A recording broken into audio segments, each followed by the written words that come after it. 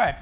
When I tell people that I'm a teacher, they often are surprised to also learn that I was a terrible student. In middle school, as awkward as it was, and the few friends that I had, I often escaped into video games and sports just to fill some sort of void that was missing in my life. These bad habits continued through high school and into my first undergraduate, making myself more stressed out, failing as I progressed through life. But eventually, I backed my way into some work with a museum in Denver, and a little flame was lit within me.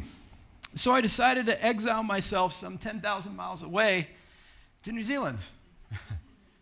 It was here that I thought I would get rid of myself. I would escape myself, be something new. But I was young and naive enough to think that my habits would stay put. They came with me. So for every 2 steps forward I made, 1 step back. It was during this time that I decided to assign myself all the homework I didn't previously do. And along this journey that I'm still on now, I found a deep love of wisdom and great conversations. It eventually led me to this series of letters written by the Roman statesman and Stoic philosopher Seneca, who said, "You geometers can tell me precisely the area of a plot of land, but can you tell me the size of a man's soul?" He continued this line of reasoning, "You people of literature, which I am, can tell me all about the wanderings of Odysseus, but can you help me in my own wanderings?" You see, in our wanderings, we've forgotten about the size of one's soul and have traded that for merely quantitative measurements of outcomes. I'm upset and disappointed that all that seems to matter in our world now are outcomes, likes, views, attention, distraction, winning when there's no need for a winner. This has led us to a place where we can no longer have discussions that require patience, discipline, common ground. And now we're quick to assign blame to anyone but ourselves. As a teacher, all is not well. Though we'll do everything we can to help our students out along the way, help improve their lives, we navigate between labels of too liberal or too conservative, and we've lost the ability to actually hold debate over controversial topics that are so needed now, as we are so separate in what we believe in.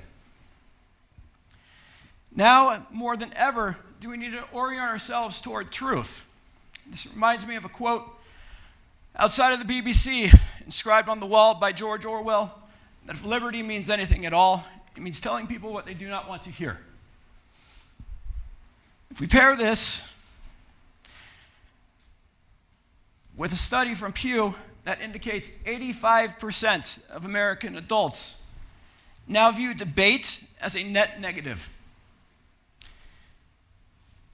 Tie that into a study out of University of Edinburgh, where they say the younger someone is, the more open they are the more open-minded they are, as opposed to adults.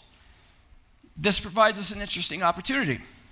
Now, I'm not advocating for a debate of controversial issues with kindergartners, but what I am asking for is that we institute debate over controversial topics, middle school years, maybe early high school years, so that we can start orienting ourselves towards truth.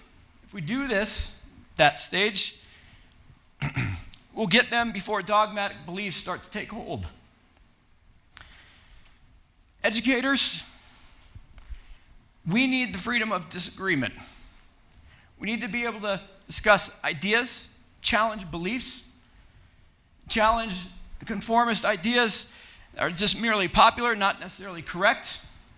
So if a student comes home, they are upset that a teacher disagreed with them, maybe the teacher was simply telling them that they had to have a better argument.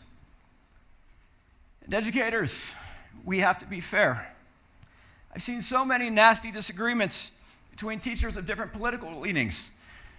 leaves a horrible taste in everybody's mouth. Toxic environment.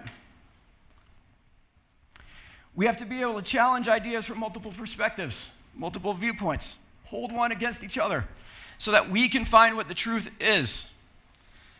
The last great Roman emperor, Marcus Aurelius, wrote in his Meditations that if you can prove me wrong, show me, and I'll gladly change.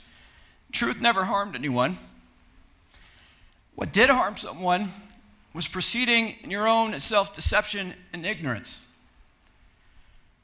So we, educators, adults, parents, society itself, needs to model this behavior of debate for students, next generation, can see that we can solve problems through challenging discourse, not through conformist ideas.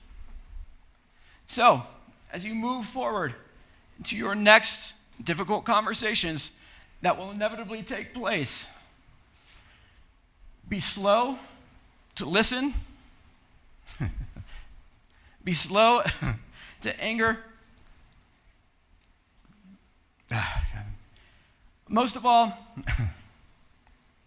allow for the freedom of disagreement so that we may end our own self-deception.